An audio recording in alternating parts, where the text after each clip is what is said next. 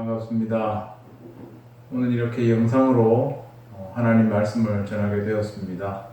오늘도 예배하는 우리 목양교회 성도들에게 하나님의 크고 놀라운 은혜가 함께 하시기를 바랍니다. 오늘은 누가복음 16장 10절에서 13절 하나님과 재물에 대한 예수님의 말씀이라는 제목을 가지고 하나님 말씀을 증거하겠습니다. 오늘 우리가 읽은 본문은 지난주에 들었던 불의한 청지기 비유의 뒷부분입니다. 남은 부분이라고 할 수 있겠습니다. 이미 지난주 설교에서 이 불의한 청지기 비유가 성경에서 아주 해석하기 힘든 그런 구절 중 하나라고 말씀을 드렸는데, 오늘 우리가 읽은 이 뒷부분에도 그런 어려운 부분들이 남아 있습니다. 오늘 우리가 읽은 이 본문은 이 비유의 결론이라고 말할 수 있는데, 오늘 이 말씀을 잘 읽어가면서 예수님이 우리에게 주시고자 하는 말씀의 의미가 무엇인지 그것을 알고 하나님의 큰 은혜를 누리는 여러분들이 되시기를 바랍니다. 먼저 불의한 청지기 비유에 대해서 간략하게 되짚어 보려고 합니다. 주인의 소유를 낭비한 이 청지기가 해고 소식을 듣게 되죠. 그리고는 주인에게 빚진 자들을 불러서 마음대로 탕감해주고, 그래서 해고당한 후에 자기가 살 길을 마련한다 하는 게 이 비유의 내용입니다. 청지기의 말 그대로 인용하면 이렇습니다. 이렇게 하면 직분을 빼앗긴 후에 사람들이 나를 자기 집으로 영접하리라. 그러면서 마음대로 빚을 깎아주었습니다. 만약에 일반적인 보통 사람, 주인이라면 청지기가 이런 일을 벌이는 걸 알았을 때 분노하고 아주 펄쩍 뛰었을 것입니다. 그런데 이 주인은 이 청지기의 지혜를 칭찬했습니다. 칭찬의 이유는 다름 아닌 아직 이 청지기가 자기 직분이 살아있을 때 그것으로 자기의 미래를 대비했다. 바로 그 태도 때문에 지혜롭다고 한 것입니다. 그래서 예수님도 말씀하셨습니다. 그런 면에서 보면 세대의 아들들이 빛의 아들들보다 지혜롭다 그러셨습니다. 예수님은 이제 이 청지기가 한 이 행동의 이 모티브를 가지고 당신의 제자들에게도 말씀하십니다. 불의의 재물로 친구를 사귀라. 그리하면 그 재물이 없어질 때에 그들이 너희를 영주할 처소로 영접하리라. 즉 청지기가 곧 잃어버릴 자기 직분이 아직 남아있을 때 그것으로 사람들에게 베풀어서 나중에 그들에게 영접을 받으려는 것과 마찬가지로 하나님의 백성들은 자기에게 재물이 있을 때, 그것을 자기가 소유하고 있을 때 사람들에게 베풀라 하는 말씀입니다. 그렇게 하면 청지기에게 빚을 탕감받은 자가 나중에 이 청지기를 영접하는 것처럼 재물로 사귄 이 친구가 너희를 영원한 처소로 영접할 것이라 말씀했습니다. 물론 도움받은 친구가 이 나를 천국으로 보내주는 건 아니겠죠. 그러나 예수님은 선을 베푸는 것에 대해 아주 중요하게 말씀하셨죠. 그래서 성경에 보면 소자를 영접하면 나를 영접하는 것이다. 그리고 소자를 영접하는 자 상을 결단코 잃지 않을 것이다. 그런 말씀을 하셨습니다. 중요하다는 것이죠. 결국 이 비유를 통해 보여주시는 예수님 말씀을 정리해 보면 첫 번째로 하나님의 자녀들이 이 세상을 살아간다는 것, 그것은 어떻게 봐야 하느냐?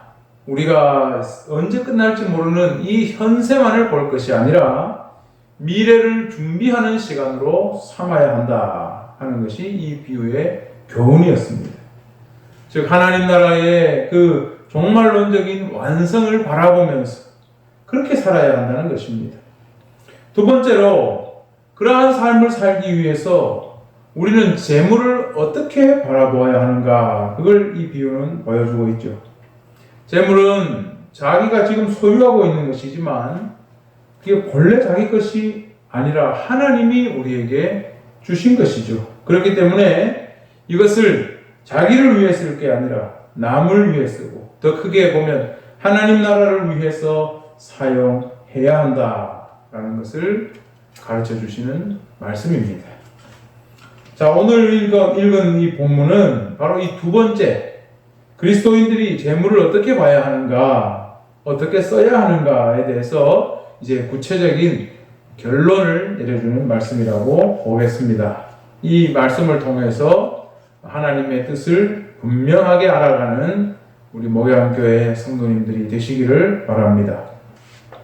본문 10절을 보면 이렇게 되어 있습니다. 지극히 작은 것에 충성된 자는 큰 것에도 충성되고, 지극히 작은 것에 불의한 자는 큰 것에도 불의하니라. 성경을 많이 읽어보신 분들은 이 말씀을 많이 들어보셨을 것입니다. 이게 무슨 뜻입니까? 이 말씀은 지금도 통용되는 아주 일반적인 격언이라고 할 수 있겠습니다. 말하자면 작은 일 하나를 처리하는 것을 보면 큰 일, 다른 일을 어떻게 하는 걸 알 수 있다, 이런 뜻이죠. 그래서 우리 속담에도 보면 이런 말이 있습니다. 하나를 보면 열을 안다. 비슷한 뜻이라고 볼 수 있겠습니다. 예를 들어서 주인이 종에게 허드렛 일을 시켰는데 이것을 종이 잘 감당하게 되면 주인은 그 가능성을 보고 성실함을 보고 더 큰 일을 맡길 신뢰감이 생기는 것입니다. 우리 성경에도 아주 유명한 달란트 비유가 있습니다. 주인이 종들에게 1달란트, 5달란트, 10달란트를 맡기고 떠났다가 나중에 돌아와서 결산한다 하는 그런 내용입니다. 그런데 5달란트와 10달란트 맡았던 종은 똑같이 5달란트, 10달란트를 남기고 주인에게 칭찬을 들었습니다. 그때 주인이 이렇게 말했습니다. 내가 작은 일에 충성하였음에 내가 많은 것으로 내게 맡기리니. 반면에 1달란트 받은 자는 주인에게 아주 큰 책망을 받았습니다. 그 이유가 뭘까요? 작은 것에 충성하지 않았기 때문입니다. 작은 것에 충성하지 못하고 항상 큰 것을 앞세우고 또 그것으로 이득을 보려는 사람들이 있습니다. 그게 누굴까요? 바로 사기꾼들입니다. 작은 것에 충성하지 못하는 사람은 큰 것에도 충성하지 못합니다. 큰 것만을 팍 띄우고 사람들에게 과시하는 사람, 그런 사람은 다 사기꾼들이죠. 주님은 작은 것에 충성하는 자가 큰 것에도 충성할 것이라 말씀했습니다. 자, 그럼 이 말씀이 어떤 맥락에서 나왔습니까? 예수께서 말씀하신 이 지극히 작은 것이라는 게 뭐고 큰 것이라는 게 뭘까요? 좀 더 정확하게 그 의미를 알려면 앞에 우리 본문을 봐야 되겠죠. 그것이 바로 예수님께서 말씀하신 것, 불의의 제물로 친구를 사귀라 하는 말씀 뒤에 바로 이게 나왔습니다. 그렇다면 여기서 지극히 작은 것에 충성한다는 것은 뭘까요? 바로 예수님 말씀, 불의의 제물로 친구를 사귀라, 그 말씀처럼 자기 제물로 선을 베푸는 것을 말합니다. 이렇게 선을 베푸는 것은 어떻게 보면 사소한 일이라고 볼 수 있죠. 아주 작은 일이라고 말할 수가 있겠습니다. 그러나 그것을 도움받는 사람에게는 아주 큰 일이고 도움을 주는 그 사람에게도 영주할 처소로 영접하리라, 큰 복이 있을 것이라고 말씀했습니다. 그렇다면 여기서 큰 것, 작은 것과 대조되는 큰 것이라는 말은 구체적으로 무엇이겠습니까? 그것은 세상의 일보다는 조금 더 직접적으로 하나님의 일, 영적인 일, 어떤 하나님의 은사, 그런 일로 생각됩니다. 그래서 좀 쉽게 설명을 해보자면 작은 일에 충성하는 자, 세상에서 맡기신 이 재물을 주님 뜻대로 사용할 줄 아는 자에게는 하나님이 주시는 영적인 은사, 영적인 어떤 축복, 그런 것들도 하나님이 주신다. 그것이 주어진다. 그런 말씀으로 이해할 수가 있겠습니다. 여기 본문에 충성한다 할 때 이 충성이라는 말은 헬라어로 피스토스라고 합니다. 이것은 믿음이라는 뜻, 또 신실함이라는 뜻이 있습니다. 따라서 불의의 제물로 친구를 사귀라는 예수님의 말씀을 따라서 이 자기의 소유를 가지고 선하게 사용할 줄 아는 자에게는 하나님께서 그를 신실함을 보시고 더 큰 일, 그러니까 하늘의 일, 하늘의 어떤 은사, 이런 것들을 맡기신다라는 말씀입니다. 재물을 선하게 사용하는 자에게 하나님 나라에 더 중요한 일도 맡겨질 것이다. 그런 뜻입니다. 자, 그렇다면 작은 것에 불의한 자는 큰 것에도 불의하다. 이건 무슨 뜻이겠습니까? 이 세상의 재물에 대해서 이것을 자기 것인 마냥 자기만을 위해서 사용한다면 하나님은 더 큰 것, 하나님 나라의 복음을 전하는 일, 하나님 나라의 은사와 능력을 주시는 일, 이런 것들을 맡기시지 않을 것이다 라는 뜻으로 볼 수가 있겠습니다.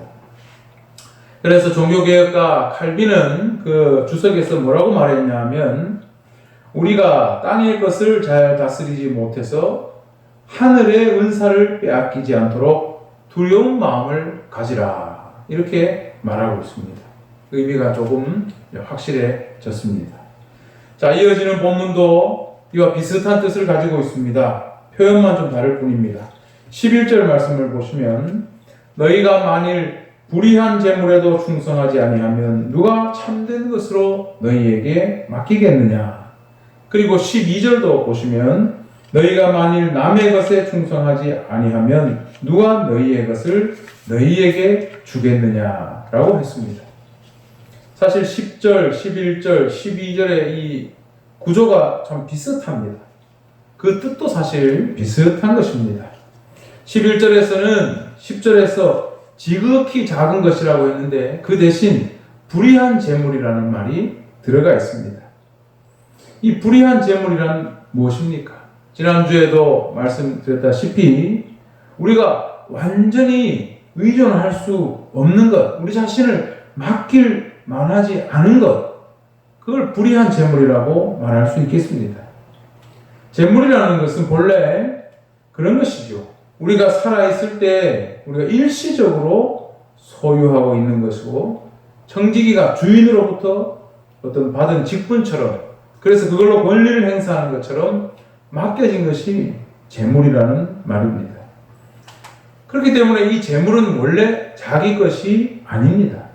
따라서 본래 자기 것이 아니라 하나님이 맡기신 것을 안다면 그것은 불의한 재물이 되지 않겠죠. 그러나 많은 사람들은 그 재물을 맡겨진 것이라고 생각하지 않고 자기 것인 줄로 알기 때문에 불의한 재물이 되는 것입니다. 거기에 목을 매고 거기에 자기의 인생을 걸어버리는 것이죠. 그런데 그런 불의한 재물에도 충성하지 않으면 누가 참된 것으로 맡기겠느냐 했습니다. 참된 것이란 불의한 것의 반대 개념이겠죠.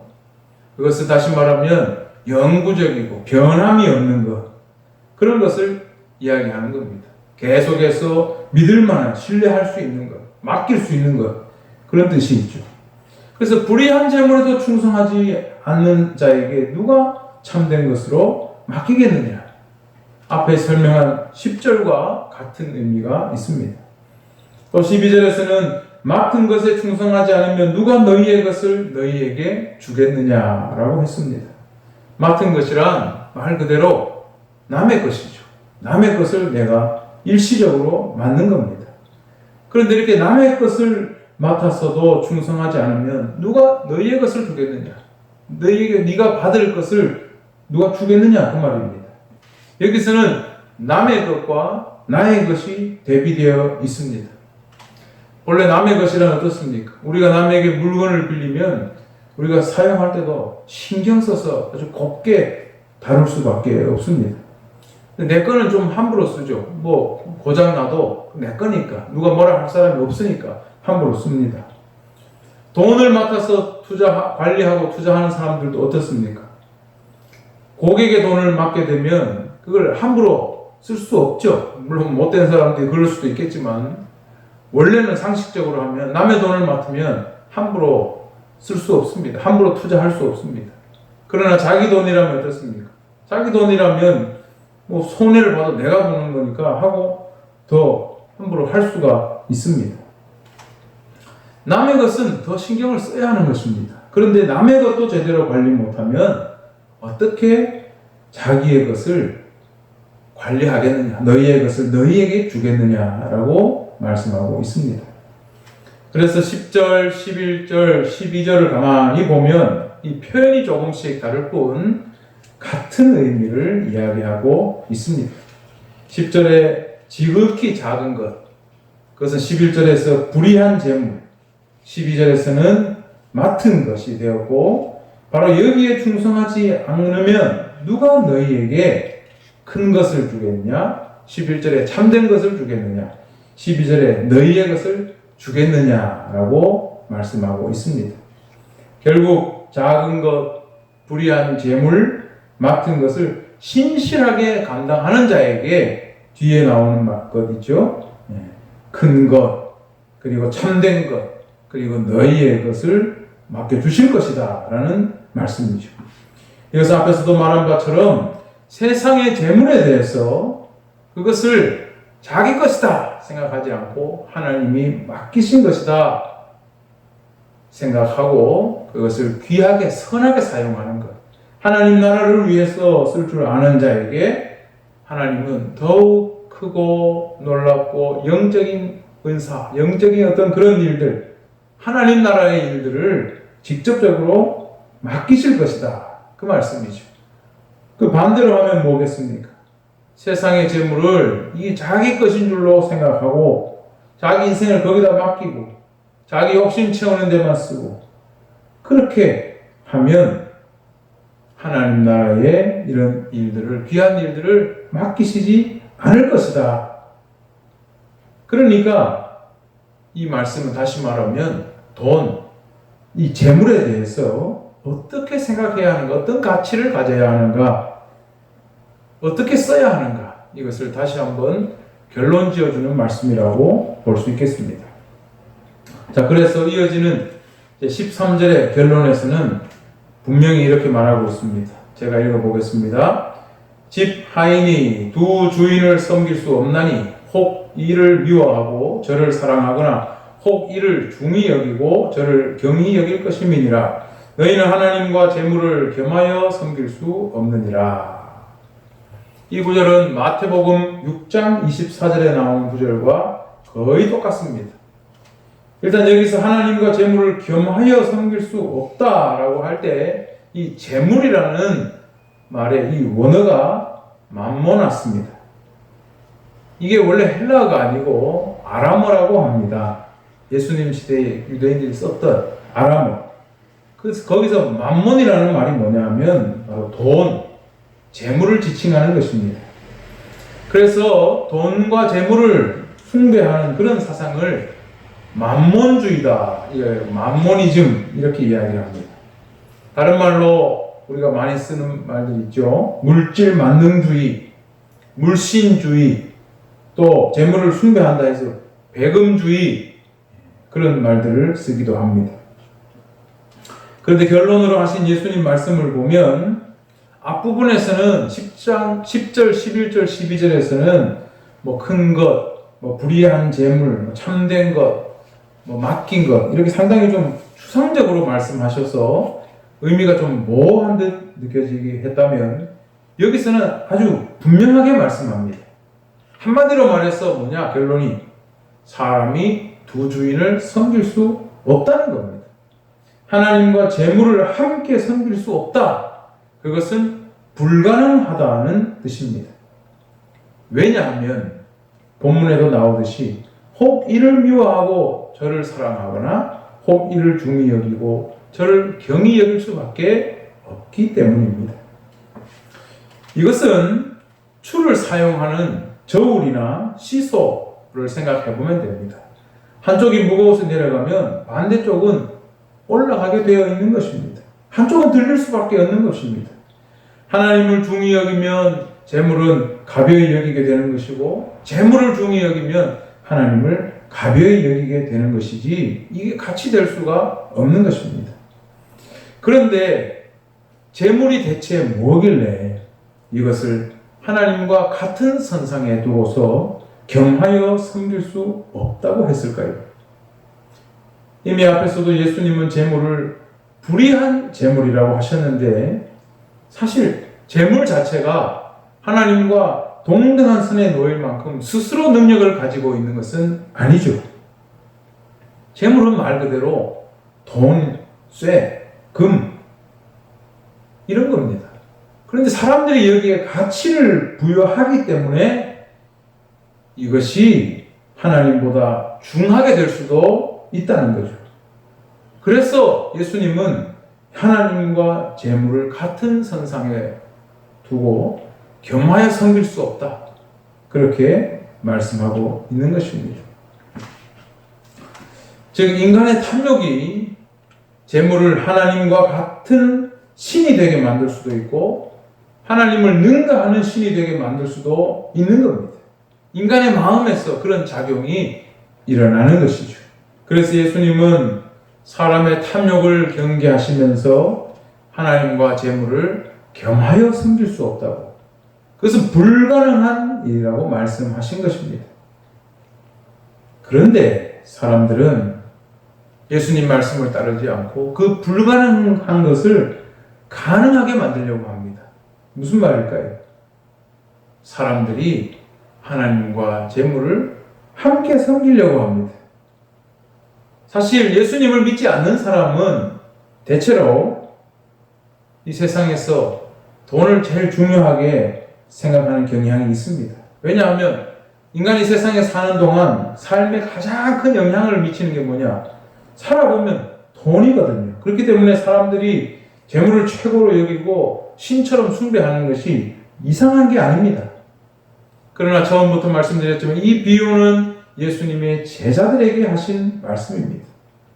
예수를 믿는 사람, 하나님 나라를 믿고 바라는 자들에게 주신 말씀입니다. 그런데 예수를 믿는 사람 중에도 하나님과 재물을 함께 섬기려는 자가 있다는 것입니다. 예수님 말씀을 그대로 믿지 않고 자기 마음대로 함께 섬기려는 자가 있다는 것이 바로 문제입니다. 실제로 많은 그리스도인들이 하나님과 재물을 겸하여 섬기려 합니다. 하나님을 믿어서 천국도 가고 싶고, 하지만 세상에서 살 때는 또 남들보다 더 많은 것을 누리면서 살고 싶은 마음이 있습니다. 그렇기 때문에 이걸 섞어버렸습니다. 예수님은 하나밖에 섬길 수 없다고 말씀했는데, 예수님을 믿는 그리스도인들 중에 많은 사람들은 이걸 섞어버린 것입니다. 세계에서 제일 큰 교회 순복음교회에서 성경 한 구절 뽑아서 그 삼중 축복이니 하면서 자주 하는 얘기가 그겁니다. 영혼이 잘 되는 축복, 범사가 잘 되는 축복, 강건하게 되는 축복. 그런데 이게 한국교회의 삽시간에 확 퍼져버렸죠. 이게 왜 한국교회 삽시간에 확 퍼졌겠습니까? 사람들이 그런 걸 다 원하고 있는데 누가 대놓고 말을 해주는 사람이 없었어요. 그런데 세계에서 제일 큰 교회 목사님이 대놓고 그런 말을 해주니까 냅다 다 따라가 버린 것입니다. 그리스도인이라고 하면서 예수님 말씀을 듣는 게 아니라 다른 이야기를 듣고 예수님이 하지 말라고 하는 것을 뒤섞어서 그걸 주장하고 있는 것입니다. 오늘날 많은 교회들이 축복을 남발합니다. 대놓고 말은 안 하지만 그 축복의 중심이 뭐가 있습니까? 중심에 바로 재물이 있죠. 사람들이 교회 다니면서 정말로 원하는 것은 천국이 아닐 수도 있습니다. 천국 대신 이 세상에서 대박 나는 것, 바로 그것을 원할 수도 있습니다.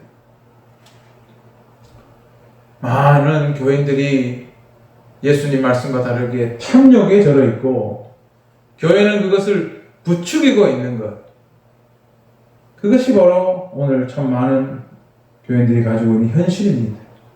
한동안 우리나라에서 베스트셀러로 인기 있던 긍정의 힘 같은 책들 있습니다. 그걸 쓴 조엘 오스틴 그 목사, 그 사람은 재물을 포기하고 하나님을 섬겨야 한다, 이런 말을 하지 않습니다. 내가 좋아하면 하나님도 좋아한다. 내가 재물을 많이 좋아하고 그걸 바라고 살아가면, 내 마음이 기쁘면 하나님도 그걸 기뻐하실 것이다, 뭐 이런 식으로 말을 합니다. 많은 자기계발서들이 바로 그런 것을 주장하고 있습니다. 하나님과 재물을 겸하여 섬길 수 없다는 예수님 말씀을 듣지 않고 하나님의 축복을 받으면 성공하고 부자가 된다는 이 이상한 이야기들을 하고 있습니다. 예수님 말씀대로라면 부자가 되는 것이 축복이 아니라 영적으로 더욱 위험한 지경에 빠져들고 있는 것인데, 사람들은 그것을 축복의 결과라고 이야기하고 있습니다. 우리 이것을 심각하게 그리스도인들은 생각해야 합니다. 그럼 그리스도인은 어떻게 해야 합니까? 옛날 초대 사막교부들처럼 물 마시고 빵만 먹고 살아야 합니까? 아니면 모든 경제활동을 거부하고 농사 지으면서 자급자족하면서 살아야 합니까? 사회활동을 다 차단하고 돈이 조금이라도 생기려고 치면 전부 기부해버리고 잔고를 탈탈 비워놓고 살아야 합니까? 오늘날 우리는 어떻게 살아야 합니까? 예수께서 하나님과 재물을 겸하여 섬길 수 없다고 한 것은 인간의 마음에서 일어나는 탐욕이라는 것이 얼마나 무서운 것인가를 알려주시려는 말씀입니다. 탐욕이라는 것은 끊임없이 더 가지고자 하는 마음인데, 그 가지고자 하는 그 마음은 거기서 끝나지 않습니다. 더 갖고 싶다, 여기서 끝나지 않습니다. 그것은 그 사람을 지배하고 그 사람을 잠식해버립니다. 그래서 탐욕을 가진 자에게는 재물이 신이 되는 것입니다. 재물이 하나님이 되는 겁니다. 그래서 재물의 모든 것을 맡기게 되고 재물을 믿고 내 미래까지도 재물에다가 다 모든 것을 맡기는 것입니다. 우리가 앞에서 이미 읽은 성경 말씀 중에 한 사람이 농사를 크게 잘 지어가지고 창고를 짓고 이제 앞으로 넉넉히 모아놨으니까 먹고 자유하리라. 그때 예수님 말씀하시죠. 그 사람의 영혼을 그날 밤에 데려가면 네가 모아놓은 것이 누구 것이 되겠느냐. 재물은 절대로 우리의 미래를 보장해주지 못한다는 것을 예수님은 가르쳐주고 계십니다. 그러므로 우리가 세상에 살아갈 때 재물이 없이 살아갈 수는 없지만 우리 마음에 탐욕이 깃들지 못하게 하는 것, 우리는 이것을 항상 유념해야 합니다. 그러기 위해서 우리는 예수님의 말씀을 생각해야 합니다. 하나님을 더욱 중히 여기는 삶, 다른 말로 하면 하나님 나라에 대한 믿음과 소망을 가지고 살아가는 삶이 필요합니다. 하나님을 절대적으로 신뢰하고 재물은 항상 부차적인 것으로 생각할 줄 아는 그리스도인이 되어야 하는 것입니다. 더 구체적으로 말하면 재물은 하나님 나라를 위해서, 하나님 나라를 위한 도구로 사용하는데 그쳐야 합니다. 그렇지 않으면 언제 우리의 마음에 탐욕이 일어나서 재물을 신으로 숭배하게 될지 모릅니다. 하나님 나라에 대한 소망을 가진 사람들은 이것을 경계하고 조심히 다뤄야 합니다. 물론 이것은 내 마음으로 다스릴 수 있는 것이 아닙니다. 그렇기 때문에 우리는 더욱 하나님께 맡겨야 하고 기도하면서 이러한 탐심을 다스릴 수 있어야 하는 것입니다. 그런 의미에서 10절, 11절, 12절의 말씀을 다시 살펴보면 지극히 작은 것에 충성한 자는 큰 것에도 충성한다. 불의한 재물에도 충성하지 않으면 누가 참된 것을 너에게 맡기겠느냐. 불의한 재물도 잘 사용하지 못하는 자에게 하나님께서 영적인 은사와 능력들을 맡기실 수가 없다는 말입니다. 재물을 잘 사용해야 한다는 말씀이죠. 내게 맡겨진 것을 맡겨진 줄 알고 하나님이 내게 맡기신 것, 그걸 맡겨진 것인 줄 알고 그것을 하나님의 뜻에 따라서 사용할 줄 아는 사람에게 하나님은 하나님 나라의 축복과 하나님 나라의 영적인 은사와 능력들을 주실 것이라는 말씀입니다. 그것을 모르고 자기 것인 줄 알고 거기에 목을 메고 거기에 내 미래를 걸고 거기에 나의 기쁨과 나의 모든 것들을 걸어놓으면 그렇게 사는 사람에게 하나님이 어떻게 하나님 나라의 영적인 은사와 축복과 능력을 맡기실 수 있겠냐? 우리는 이 말씀을 잘 기억해야 할 것입니다. 예수님을 믿는 사람들이기 때문에 이 말씀을 기억해야 하는 것입니다. 그래서 이 재물은 하나님 나라를 전파하고 세워가는데 사용하는 것이 바로 잘 사용하는 것입니다. 그렇게 된다면 재물이 남들보다 많다 한들 그 재물 때문에 그 사람이 망치겠습니까? 그렇지 않을 것입니다. 예수께서 하나님과 재물을 같은 선상에 두고 말씀하셨지만 우리의 탐욕을 경계하고자 하신 말씀이기 때문에 우리가 이 재물을 하나님 나라를 위해 도구로 잘 사용할 수 있다면 하나님은 우리에게 더욱 귀한 영적인 은혜와 축복과 은사들을 맡기실 것입니다. 그렇게 생각해 보면 제일 바보 같은 사람들이 어떤 사람일까요? 실제로 재물도 없으면서 하나님과 재물을 같은 선상에 두고 사는 그리스도인들이 아닐까요? 실제로 돈도 없으면서 마음은 계속 재물에 가 있는 그런 그리스도인이 있다면 이런 바보가 없을 것입니다. 이런 바보가 되면 점점 움츠러들고 점점 가난해질 것이고 점점 더 돈의 노예, 탐욕의 노예가 되어갈 것입니다. 우리는 하나님이 우리에게 주신 재물을 잘 사용해야 합니다.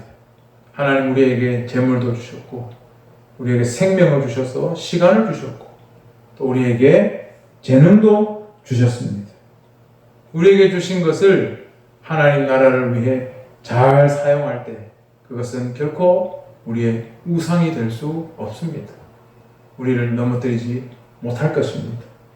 하나님께서 주신 것을 하나님이 주신 줄 알고 참된 청지기의 마음으로 그것을 잘 사용할 때 그 사람은 지혜로운 사람이고 하나님께서 놀라운 은혜와 영적인 은사와 능력과 하나님 나라의 그 신령한 복을 우리에게 사랑하는 우리 목양교회 성도님들은 바로 그러한 예수님의 말씀을 기억하고 우리 삶 속에서 그것을 실천하고 살아서 하나님의 은혜와 축복을 많이 받고 누리는 귀하고 복된 분들 되기를 우리 주님의 이름으로 축원합니다.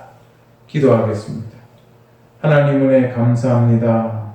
아버지 하나님 오늘도 귀한 말씀을 주셔서 감사드립니다.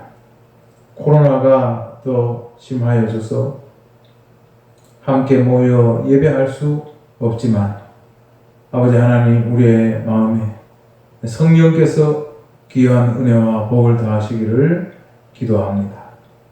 예수님의 말씀처럼 하나님 우리에게 주시고 맡기신 것들을 하나님 나라를 위하여 귀하게 사용할 줄 아는 지혜로운 청지기들이 다 되게 하여 주시옵시고 우리 목양교회가 그러한 지혜로운 청지기들로 넘쳐나서 하나님 나라의 은혜와 축복을 누리고 살아가며 또 세상 속에 더 큰 하나님의 사랑과 은혜를 전파하는 하나님의 귀한 자녀들 되게 하여 주시옵소서. 코로나 때문에 우리의 마음이 많이 위축되어 있습니다. 코로나로 어려운 일 겪지 않도록 도와주시고 하루속히 이 모든 것들이 끝나도록 도와주시며 이 안에서도 지혜를 얻는 저희들 되게 하여 주시옵소서. 주님께 모든 것을 감사드리며 예수님의 이름으로 기도드립니다. 아멘.